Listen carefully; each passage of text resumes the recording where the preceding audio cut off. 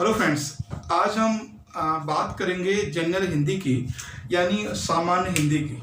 देखो, ये जो सामान्य हिंदी है वो सभी एग्ज़ाम के पॉइंट ऑफ व्यू से हमने यहाँ बनाया है। ये जो सामान्य हिंदी का क्लास है, जनरल हिंदी का क्लास है, ये हर एग्ज़ाम के लिए इम्पोर्टेंट है। यानी इसके अंदर हमने सभी जितने भी सामान्य हिंदी के जो टॉपिक होते हैं सभी को कवर करने की कोशिश की है। और ये सामान्य हिंदी आपके यूपीएससी मेंस के एग्ज़ाम में, यूपी पीसीएस के प्री और मेंस के एग्ज़ाम में, और बाकी अदर कॉम्पिटिटिव एग्ज़ाम में जैसे डीएसएसबी है, पीजीटी है ना, बीएड है। तो आजकल हर एग्ज़ाम में सामान्य हिंदी पूछी जा रही है। तो उसी के पॉइंट ऑफ व्यू से हमने ये क्लास शुरू किया है। इसमें बहुत सारे चैप्टर हैं। जैसे पहला चैप्टर इसमें है हिंदी भाषा का विकास। ठीक है, तो सबसे पहले हम चैप्टर शुरू करते हैं, हिंदी भाषा का विकास। ठीक है, ये पहला चैप्टर है। इसमें हिंदी भाषा का विकास यानी हिंदी का भारत में और पूरी दुनिया में कैसे कैसे विकास हुआ, उस पर हम बात करेंगे। ठीक है, तो सबसे पहली बात है कि हिंदी विश्व की लगभग 3000 भाषाओं में से एक है। हिंदी जो है, यानी हिंदी में बहुत सारी भाषाएं हैं, लगभग 3000 भाषाएं हैं, और 3000 भाषाओं में से, ठीक है, भाषाओं में से ये एक है हिंदी। ठीक है, तो आपको मेरी बात समझ आ गई कि विश्व की 3000 भाषाएं हैं, उनमें से एक भाषा हिंदी है। अब क्वेश्चन ये बनता है कि विश्व में सबसे अधिक कौन सी भाषा बोली जाती है। तो विश्व में सबसे अधिक भाषा हिंदी नहीं है, वो मंदारिन है। ठीक है, तो लेकिन क्वेश्चन ये बनता है कि भारत में, इंडिया के अंदर, क्योंकि हम इसको इंडिया के पॉइंट ऑफ व्यू से पढ़ रहे हैं, तो हमें ये देखना है कि भारत में किस परिवार की भाषाएं बोली जाती हैं। भारत में किस परिवार की, अगर हम टोटल, अगर देखो क्या होता है, अगर ये पूछेगा कि भारत में सामान्यतया भारत में किस प्रकार की या किस परिवार की भाषा है। परिवार का मतलब ये होता है कि विश्व में जैसे साउथ अमेरिका है, नॉर्थ अमेरिका है, यूरोप है, अफ्रीका है, एशिया है, ऑस्ट्रेलिया है। तो मतलब कौन सी भाषा है जिससे इंडिया की और उस कॉन्टिनेंट की, उस एरिया की भाषा मिलती है। तो भारत में भारोपीय, ठीक है, भारोपीय परिवार की भाषा बोली जाती है। तो भारोपीय का मतलब है कि ऐसी भाषा जो भारत में बोली जाती है और यूरोप में बोली जाती है। तो कभी ये क्वेश्चन बन सकता है कि जो भारत में बोले जाने वाली भाषा वो किस कॉन्टिनेंट से के सबसे करीब है। तो उसमें ऑप्शन हो सकता है आपके चाइना, ऑस्ट्रेलिया, अफ्रीका या दक्षिणी अमेरिका या फिर यूरोप। तो जो भारत में बोले जाने वाली भाषाएं हैं वो सबसे ज़्यादा नज़दीक हैं यूरोप के। तो इसीलिए यूरोप में और भारत में संयुक्त रूप से जो भाषाएं बोली जाती है उसको हमने भारोपीय परिवार कहा है। और अब नेक्स्ट देखते हैं भारत में बोली जाने वाली भाषाई परिवार। भारत में भाषाई परिवार, तो कभी ये क्वेश्चन बन सकता है, भाषाई परिवार, भारत में कितने भाषाई परिवार हैं, यानी किस परिवार की भाषाएं भारत में बोली जाती हैं। तो 4 मेन परिवार हैं भारत में जो भाषा को लेके हैं, 4। ठीक है, तो 4 में सबसे पहला है भारोपीय। भारोपीय का मतलब है कि ये वो भाग है जो उत्तर भारत में बोला जाता है। एक तो भारोपीय परिवार है, दूसरा है द्रविड़ परिवार। ठीक है, दूसरा इसमें है द्रविड़ परिवार। द्रविड़ परिवार का मतलब है कि वो भाषा जो द्रविड़ यानी कर्नाटक और तमिलनाडु में बोली जाती है। उसके बाद है आस्टिक परिवार। ठीक है, आस्टिक परिवार। और चौथा इसमें है चीनी और तिब्बती परिवार। ठीक है, चीनी और तिब्बती परिवार।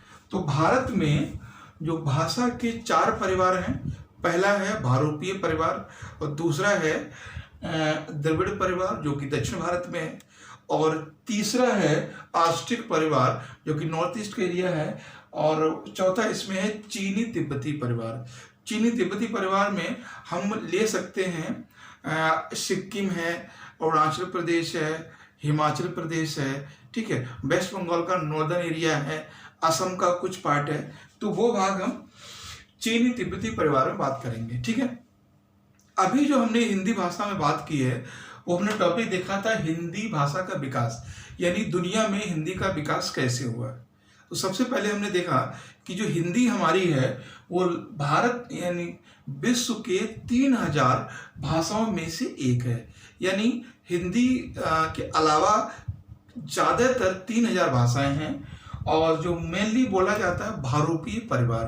भारोपीय परिवार का मतलब है कि भारत और यूरोप में जो संयुक्त रूप से बोली जाती हैं उनको हम भारोपीय परिवार कहते हैं। नेक्स्ट चीज़ यहाँ पर आती है कि भारत में कितने भाषाई परिवार हैं मुख्य रूप से।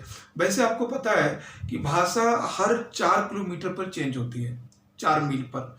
तो जो मुख्यतः भाषाई परिवार हैं वो 4 हैं। गवर्नमेंट ऑफ इंडिया अकॉर्डिंग 4 भाषाई परिवार हैं। पहला है भारोपीय और दूसरा है द्रविड़, तीसरा है आस्ट्रिक और चौथा है चीनी तिब्बती परिवार, ठीक। तो ये कभी पूछ सकते हैं आपके भारत का सबसे बड़ा भाषाई परिवार कौन सा है। तो भारत का सबसे बड़ा भाषाई परिवार है वो है भारोपीय, ठीक। यहाँ तक क्लियर है, यहाँ तक किसी को कोई डाउट नहीं होना चाहिए।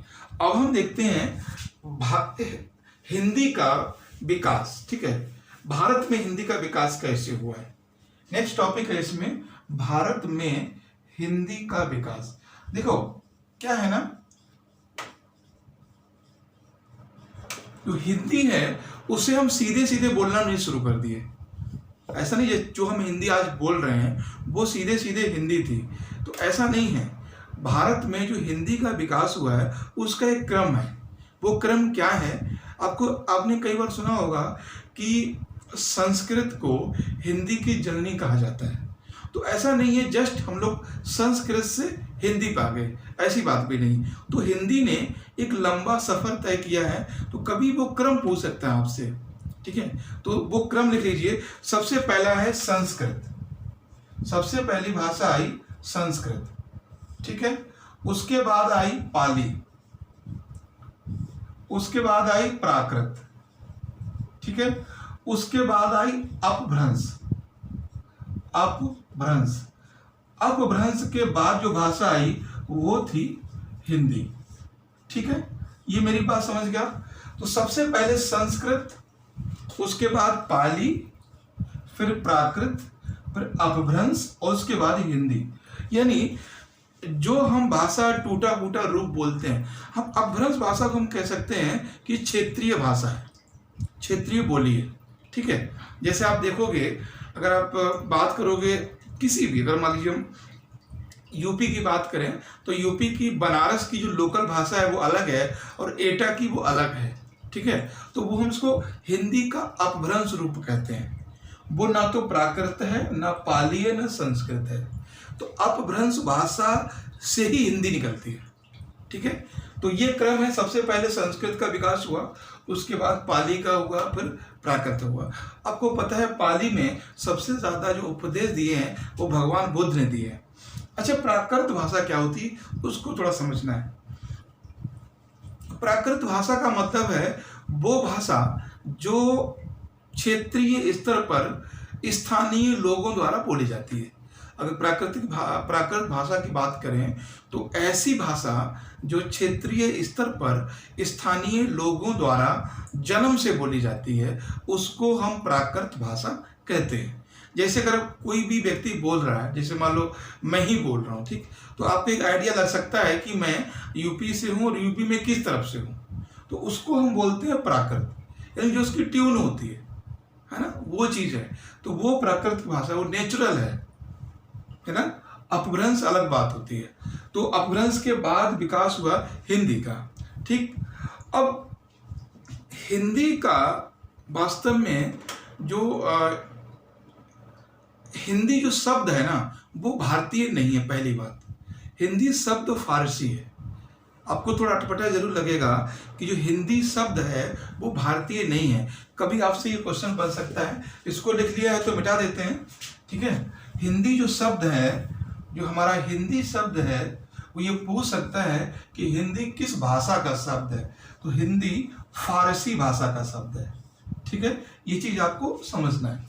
फारसी भाषा का कैसे, एक बात समझ लीजिए, पहले लोगों ने बोलना शुरू की संस्कृत, उसके बाद लोगों ने बोलना शुरू की पाली, उसके बाद लोगों ने बोलना शुरू की प्राकृत, उसके बाद अपभ्रंश। इस समय तक 700 एडी के आसपास, ठीक है, 700 एडी के पास जब भारत पर अरबों का आक्रमण हुआ, अब बात समझना यहाँ पे, जब भारत पर अरबों का आक्रमण हुआ या फारस के लोगों आक्रमण हुआ, तो फारस के लोग, जो फारस के जो लोग थे, वो जो सा वर्ड था ना, सा, वो सा को हा बोलते थे। हमारी बात समझना कि जो फारस के लोग थे, अरब के लोग थे, जो मोहम्मद बिन कासिम नाम सुना होगा आपने, जो भारत में 712 एडी में आया था, तो फारस के जो लोग थे, आक्रमणकारी थे या यात्री थे या व्यापारी थे, ठीक है, तो वो सा को हा बोलते थे। तो जब उन्होंने भारत को क्रॉस किया, तो भारत में एक नदी थी, सिंधु नदी, ठीक है, क्योंकि वो सा को हा बोलते थे, इसलिए उन्होंने सिंध को क्या बोला, हिंद, ठीक है। और फिर उन्होंने कहा कि जो लोग सिंधु के पूरब में रहते हैं, जो लोग सिंधु के पूरब में रहते हैं, वो लोग हिंदू हैं, और जो लोग हिंदू भाषा बोलते हैं, और वो भाषा हिंदी है, ठीक है। तो ये बात आपको समझ में आई कि सिंध से हिंद बना, और हिंद से हिंदी बनी, और हिंदी से हिंदू बना, ठीक है। एक क्रम मैं समझा देता हूं आपको कि ये तो समझ गए कि वो सा को हा बोलते थे। पहले सिंध था, ठीक है, सिंध से क्या बना, हिंद, ठीक है। अब हिंद से क्या बना, हिंदी। अब हिंदी से क्या बना, हिंदू। तो कुछ ये क्रम चला, ठीक है। तो सिंध से हिंद बना, और हिंद से हिंदी बनी, और जो लोग हिंदी भाषा बोलते थे, उन लोगों को अल्टीमेटली हिंदू कहा गया। हिंदू धर्म कोई धर्म नहीं है, धर्म तो था ब्राह्मण धर्म। हिस्ट्री हम लोग पढ़ते हैं कि हिंदू धर्म कोई नहीं था। वो लोग जो गंगा के मैदान में, जब आप यहाँ पे देखोगे ना, वो लोग जो गंगा के मैदान में रहते थे और जो हिंदी बोलते थे, उन्हें हिंदू कह दिया गया, और वो पहले से ब्राह्मण परंपराओं का पालन करते थे। इसीलिए जो चीजें ब्राह्मण धर्म में थी, जैसे यज्ञ, पूजा, है ना, उपासना, जाति प्रथा और वर्ण व्यवस्था, जो भी चीजें थी ब्राह्मण धर्म में, वो सारी की सारी चीजें हिंदू धर्म में कन्वर्ट हो गई, ठीक है। हमें ज्यादा हिस्ट्री में नहीं जाना है, बस ये समझ लीजिए सिंध नदी थी, और हिंद बना, हिंद से हिंदी बनी, हिंदू, और हिंदी से हिंदू, ठीक है। तो ये चीज थी। हिंदी का विकास आपको क्लियर हुआ। अब हम देखते हैं कि हिंदी का कुछ क्षेत्रीय नाम है, हिंदी एवं उसके क्षेत्रीय नाम। जैसे आपने सुना होगा मगधी, आपने सुना होगा अवधी, आपने सुना होगा बुंदेली, आपने सुना होगा सुरसैनी, आपने सुना होगा मारवाड़ी। तो ये क्या है, हिंदी के क्षेत्रीय नाम है। कभी आपसे क्वेश्चन पूछ सकता है कि निम्न में से किस क्षेत्र में बुंदेलखंडी नहीं बोली जाती है, निम्न में से किस क्षेत्र में अवधी नहीं बोली जाती है। तो हिंदी के कुछ क्षेत्रीय नाम भी हैं, उनको एक बार समझ लेते हैं, ताकि अगर क्वेश्चन आए तो आप वो कर सकें। हैडी डाल दीजिए, हिंदी के क्षेत्रीय नाम, हिंदी के क्षेत्रीय नाम, ठीक है। जैसे अब हम सूरसैनी, ठीक है, सूरसैनी जो है, हम कह सकते हैं पश्चिमी उत्तर प्रदेश, या कह सकते हैं मथुरा, भरतपुर, हाथरस, है ना, प्रदेश, ये वो एरिया है, यानी सुरसैनी हम ये भी कह सकते हैं पश्चिमी उत्तर प्रदेश या मथुरा, भरतपुर या फिर हाथरस वाला एरिया। यहाँ जो भाषा बोली जाती है उसको क्षेत्रीय रूप में सुरसैनी कहते हैं। अब नेक्स्ट हम देखते हैं अवधी। ठीक है, अवधी भाषा। अवधी कहाँ बोली जाती है? सीधे सीधे बात करते हैं, पूर्वी उत्तर प्रदेश ये अवधी भाषा है। मगधी और मैथिली दोनों में है। मगधी भाषा है, मगधी है वो है दक्षिणी बिहार, ठीक है, और जो मैथिली है वो है उत्तरी बिहार। यानी वो एरिया जो उत्तर का है उसको मैथिली बोलते हैं, तो दक्षिण का उसको मगधी बोलते हैं। उसके बाद है बुंदेलखंड। हम इसको कह सकते हैं कि दक्षिणी उत्तर प्रदेश। हम ऐसे भी कह सकते हैं इसको कि बिंद क्षेत्र, है ना। यानी वो एरिया है जहां पर झांसी है, ठीक है, जो झांसी वाला एरिया है, ग्वालियर वाला एरिया है, उसको हम कहते हैं बुंदेलखंड। आपने एक सुनी हुई होगी कहानी, बुंदेलों के मुंह हमने सुनी कहानी थी, झांसी वाली रानी। तो बुंदेल क्या है? बुंदेल एक तरह से भूखंड है, वो एरिया जो झांसी और ग्वालियर, मुरैना, हम कह सकते हैं उत्तर प्रदेश का दक्षिणी भाग है, और हम ये कह सकते हैं मध्य प्रदेश का उत्तरी भाग है। हम ये भी कह सकते हैं कि ये जो विंध्याचल है, अगर आप मैप में देखने की कोशिश करोगे तो एक बार ये मैं बता देता हूँ आपको एरिया, ये वाला एरिया है ये, ठीक है, ये वाला एरिया है बुंदेलखंड एरिया, है ना।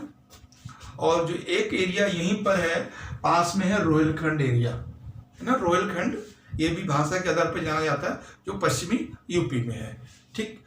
उसके बाद है इसमें ब्रजभाषा। ब्रजभाषा तो नाम से ही क्लियर है, आई थिंक, है ना। ब्रजभाषा आपको पता ही है कहाँ बोली जाती है। हम ये लिख सकते हैं कि पश्चिमी उत्तर प्रदेश,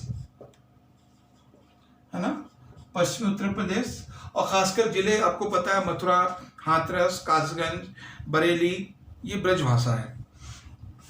और उसके बाद है इसमें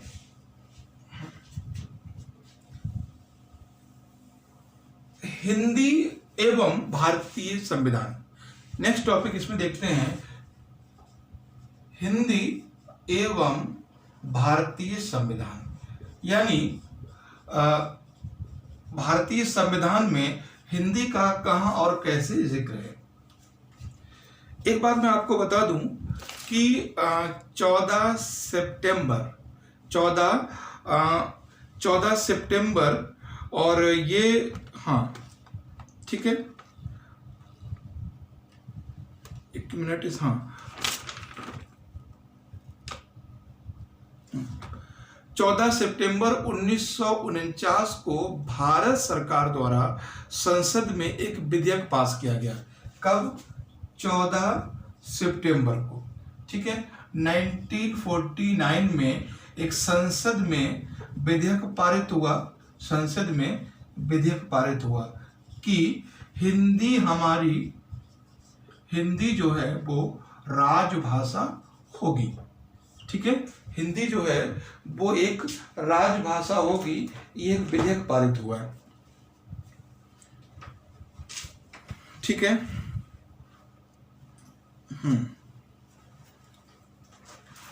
अब 14 सितंबर 1949 को ही, अब आपको पता है कि 14 सितंबर को ही हिंदी दिवस मनाया जाता है, ठीक है। आपको पता है कि नहीं, 14 सितंबर को हिंदी दिवस मनाया जाता है। क्योंकि, तो कभी ये भी क्वेश्चन बन सकता है आपके कि 14 सितंबर को हिंदी दिवस क्यों मनाया जाता है। क्योंकि भारत में भारतीय संविधान सभा में 14 सितंबर 1949 को भारत की राजभाषा हिंदी होगी, इसके लिए एक विधेयक प्रस्तुत किया गया, ठीक है। अब अनुच्छेद 1943, 45, 48, ठीक है। अब अनुच्छेद देख लेते हैं। अनुच्छेद 343, ठीक है। अनुच्छेद 345, एक बार हम इस पे बात कर लेंगे।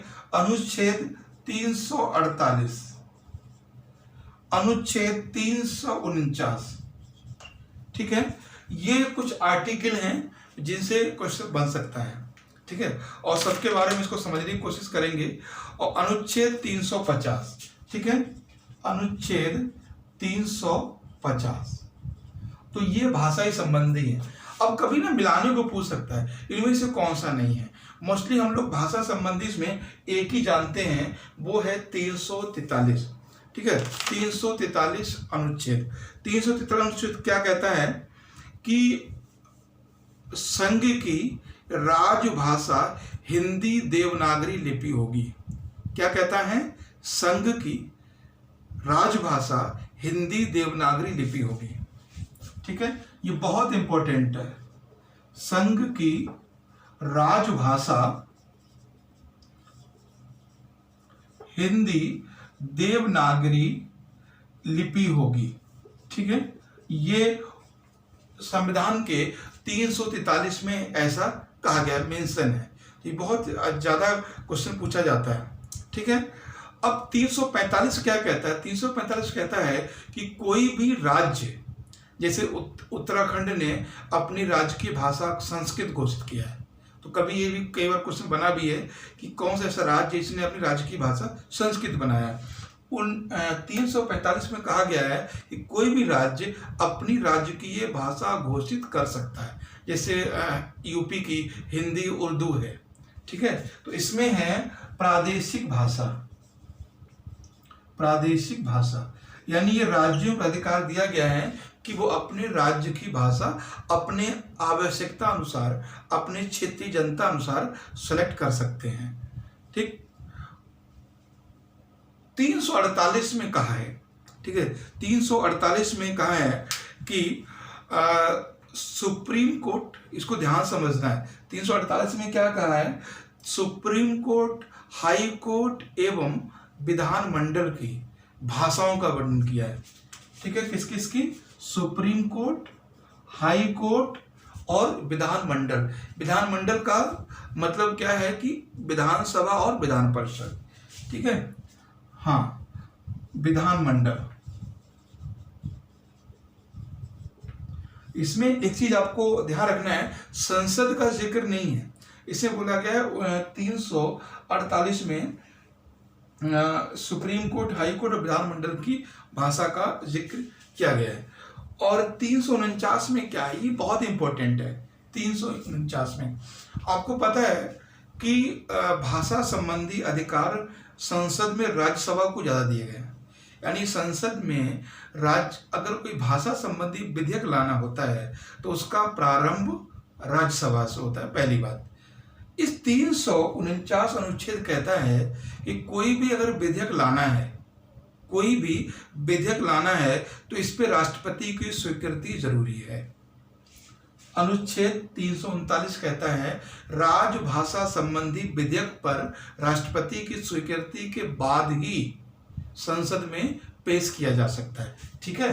तो यहाँ पर लिख लीजिए, भाषा संबंधी विधेयक पर राष्ट्रपति की स्वीकृति। तो कभी ये भी आपके कभी जनरल अवेयरनेस में या जीएस में ये क्वेश्चन पूछ सकता है कि क्या भाषा संबंधी विधेयक सीधे सीधे किया जा सकता है? नहीं। ऐसे क्या होता है, कोई विधेयक लाना होता है तो संसद के 50 सदस्य, राज्यसभा के 50 सदस्य और लोकसभा के 100 सदस्य अगर इतने एग्री होते हैं तो कोई विधेयक आ जाता है। लेकिन इसमें क्या है कि राज्यसभा में विधेयक लाने से पहले हमें राष्ट्रपति की स्वीकृति जरूरी है। अब है इसमें 350। 350 क्या कहता है? इसमें है अल्पसंख्यक समुदायों की भाषाओं का संरक्षण।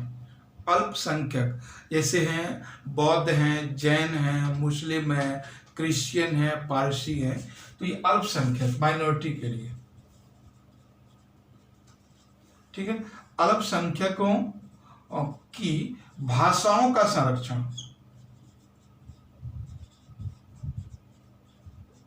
ठीक है, अल्पसंख्यक की भाषाओं का संरक्षण। आई थिंक अब ये बात आप समझ गए होंगे कि संविधान में कितना ज्यादा स्पष्ट प्रावधान किया गया भाषा को लेके। 343 से लेकर 345 तक है। इसमें दो लोगों का सबसे इंपॉर्टेंट रोल है, वो है राष्ट्रपति और राज्यसभा। राज्यसभा में ही विधेयक पेश हो सकता है और राष्ट्रपति की स्वीकृति के बाद ही। और दूसरी बात कि 14 सितंबर को इसलिए हम हिंदी दिवस मनाते हैं क्योंकि पहली बार संसद में विधेयक पेश किया गया था और उसमें कहा गया था कि भारत की या संघ की जो राजभाषा होगी वो हिंदी और देवनागरी लिपि होगी। ठीक है, यहाँ तक क्लियर है। तो अब हम नेक्स्ट चीज़ों को देखते हैं, इसको नोट डाउन कर लिया होगा आपने। उसके बाद देखते हैं कि कुछ छोटे छोटे टर्म हैं जैसे बोली, भाषा, लिपि, इनमें क्या डिफरेंस है। ठीक है, तो पहली बात हम देखते हैं कि भाषा क्या है, इसको समझेंगे, और उसके बाद बोली क्या है, इसको समझेंगे, और उसके बाद है लिपि क्या है, इसको समझेंगे। ठीक है, हाँ, ये है भाषा, बोली, लिपि। तो पहले हम बोली को समझिए, इसको थोड़ा क्रम ऊपर नीचे कर लेते हैं। ये है बोली और ये है भाषा। ठीक है, ये अगर हम बात करें यहाँ पे भाषा की कि भाषा है क्या एक्चुअली।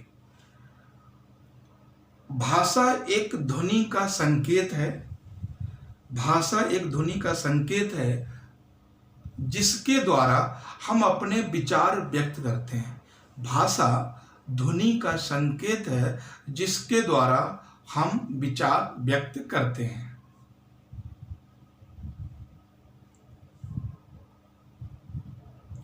उन्हीं नेक्स्ट इसी में उन्हीं संकेतों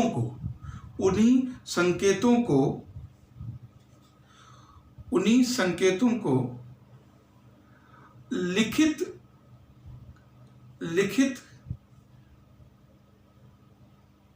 चिन्हों के माध्यम से, उन्हीं संकेतों को लिखित चिन्हों के माध्यम से भाव विचार व्यक्त करने को हम लिपि कहते हैं। भाव विचार व्यक्त करने को हम लिपि कहते हैं। बहुत सिंपल सी बात समझ लीजिए इसको कि भाषा क्या है, एक ध्वनि संकेत है। जैसे हमने कहा कि तुम, है ना, हम, तो हम क्या है, एक ध्वनि संकेत है। अगर उसी ध्वनि संकेत को हम किसी चिन्ह के माध्यम से दर्शाएंगे तो उसको हम लिपि कहते हैं। जैसे हमने बोला हम, ठीक है, तो हम क्या हुआ, ये हम तो ध्वनि है ना, साउंड है, लेकिन लिपि क्या है, अगर हम इसको लिखेंगे तब ये लिपि हो गई। ठीक है, ये लिपि हो गई, ये देवनागरी लिपि है। आई थिंक समझ गए। भाषा एक ध्वनि संकेत है जिसके माध्यम से हम अपने विचार या अपने भाव व्यक्त करते हैं और उन्हीं भाव और विचारों को हम चिन्हों के माध्यम से व्यक्त करते हैं। उन्हीं चिन्हों को हम लिपि कहते हैं। ठीक है, जो कि दृश्यमान होते हैं। लिपि हमेशा दृश्यमान होती है। अब बोली समझते हैं। बोली का मतलब क्या है कि बोली किसी छोटे क्षेत्र में बोले जाने वाली भाषा है। बोली क्या है, छोटे या सीमित। ठीक है, छोटे या सीमित क्षेत्रों में। ठीक है, एक बार मैं आपको बता दूं कि बोली पर कोई साहित्य नहीं होता है। बोली पर कोई भी साहित्य नहीं होता है। जैसे अगर आप देखोगे, जैसे हरियाणवी है, हरियाणी भाषा है ना, तो उसका कोई लिटरेचर नहीं है, कोई इसका लिपि नहीं होती। तो ये ध्यान रखना है आपको कि बोली, भाषा और लिपि तीनों क्लियर हैं। एक बार फिर समझ लीजिए। भाषा ध्वनि संकेतों के माध्यम से अपने विचार हम व्यक्त करते हैं तो उसको भाषा कहते हैं। उन्हीं ध्वनि संकेतों को हम चिन्ह के माध्यम से दर्शाते हैं तो उसे हम लिपि कहते हैं। और छोटे क्षेत्रों में जो भाषा सीमित क्षेत्रों में बोली जाती है उसको हम बोली कहते हैं। ठीक है, अब हम देखते हैं कि लिपि, आपको बता दूं हमारे भारत में या हमारे आसपास क्षेत्रों में जितनी भी लिपियों का विकास हुआ है उन सब की लिपि की जननी है ब्राह्मी। ठीक है, ये बात आपको याद रखना है। जैसे संस्कृत हिंदी की जननी है, उसी तरह से एक आपको ध्यान रखना है जो ब्राह्मी है वो देवनागरी की जननी है। ठीक है, तो ये बात ध्यान रखना है, जितनी भी भाषाएं जितनी भी लिपियां हैं वो सारी की सारी ब्राह्मी लिपि से निकली हैं। और एक चीज आपने हिस्ट्री में पढ़ी भी होगी कि अशोक के सर्वाधिक अभिलेख ब्राह्मी लिपि में ही है। ठीक, तो आपने ये तो नॉर्मली आप सुन लेते हो कि संस्कृत हिंदी भाषा की जननी है या सभी भाषाओं की जननी है, लेकिन लिपि जो देवनागरी लिपि है उसका विकास कहाँ से हुआ है? तो उसका विकास ब्राह्मी लिपि से हुआ है। और भारत में जो भारत में है, ठीक है, भारत में अभी देवनागरी लिपि को ही अपनाया गया है। ठीक है, देवनागरी लिपि को अपनाया गया है, यानी हिंदी भाषा और देवनागरी लिपि। देवनागरी लिपि का मतलब होता है कि जैसे हम लिखते हैं जल, ठीक है, ये है। अब जल को इंग्लिश में लिखेंगे, देवनागरी में लिखेंगे तो हम लिखेंगे इस तरह से जल। ठीक, हिंदी में लिखते हैं तुम, इंग्लिश में लिखते हैं तुम, तो ये क्या है? ये देवनागरी लिपि है। तुम हमने लिखा मगर ये हिंदी की देवनागरी लिपि में है। ठीक, तो इसको हम जल जो है हिंदी भाषा का शब्द है और देवनागरी में इंग्लिश में कैसे लिखेंगे? तो इस तरह लिखेंगे। वैसे तुम है, तुमको देवनागरी में कैसे लिखेंगे? आप जो मैसेज टाइप करते हो हिंदी में, वो हिंदी नहीं होती एक्चुअली, वो लिपि होती है देवनागरी। हिंदी तो भाषा है, लिपि कोई नहीं है ना। आपके मन में आया कि मुझे तुम लिखना है, तो तुम किस में लिखोगे? भाषा तो लिखी नहीं जाती ना, भाषा बोली जाती है, लेकिन लिपि लिखी जाती है ना। जो चीज हम बोल रहे हैं वो भाषा है और जिस तरह हम लिखेंगे वो लिपि होगी। ठीक है, तो ये थी चीजें। और कुछ चीजें और हैं, जैसे हिंदी संबंधी कुछ संस्थाएं हैं, हिंदी विकास संबंधी कुछ संस्थाएं, वो एक बार और देख लीजिए आप, फिर ये हिंदी भाषा का विकास कंप्लीट हो जाएगा। केंद्रीय हिंदी समिति, ये पूछ सकता है कहां पर है? केंद्रीय हिंदी समिति, देखो क्या होता है, बस ये पूछता है ये कहां पर है, तो ये नई दिल्ली में है। ठीक है, बस ये क्वेश्चन पूछेगा ये कहां पर है, तो ये नई दिल्ली में है। साहित्य अकादमी की स्थापना, ठीक है, इसकी भी हुई थी, ये बहुत बार पूछा है। साहित्य अकादमी, इसका पुरस्कार भी होता है। साहित्य अकादमी की जो स्थापना हुई थी वो 1954 में हुई थी। ये बहुत बार क्वेश्चन पूछा गया, 1954 में हुई थी और ये नई दिल्ली में हुई। ठीक है, साहित्य अकादमी। उसके बाद है एनबीटी, नेशनल बुक ट्रस्ट, ये भी बहुत इंपॉर्टेंट है और ये हुआ है 1967 में न्यू दिल्ली में। ठीक है, तो ये कुछ संस्थाएं हैं जिनकी स्थापना हुई है। केंद्रीय हिंदी समिति नई दिल्ली में है और साहित्य अकादमी 1954 में, ये लास्ट यूपीएससी में क्वेश्चन पूछा था मिलाने के लिए, तो 1954 में नई दिल्ली में है। और national book trust of India, ये भारत सरकार का है, national book trust of India, इसकी स्थापना हुई है 1967 में और ये भी न्यू दिल्ली में है। ठीक है, तो ये जो हमने बात की है वो हिंदी भाषा के विकास पे बात की है। इसमें बहुत सारे क्वेश्चन बन सकते हैं कि विश्व में सबसे अधिक बोली जाने वाली भाषा कौन सी है, तो मंदारिन है। मंदारिन के बाद हिंदी आती है। ठीक है, और हिंदी के विकास कैसे कैसे हुआ, कि भारत में कितने परिवार हैं और क्यों 14 सितंबर को हिंदी दिवस मनाया जाता है, क्योंकि 14 सितंबर को संसद में एक विधेयक पारित किया गया था कि राजभाषा हमारी हिंदी होगी देवनागरी लिपि में। ठीक है, और इसके आगे हम क्वेश्चन लेकर आ रहे हैं, वो देखिए।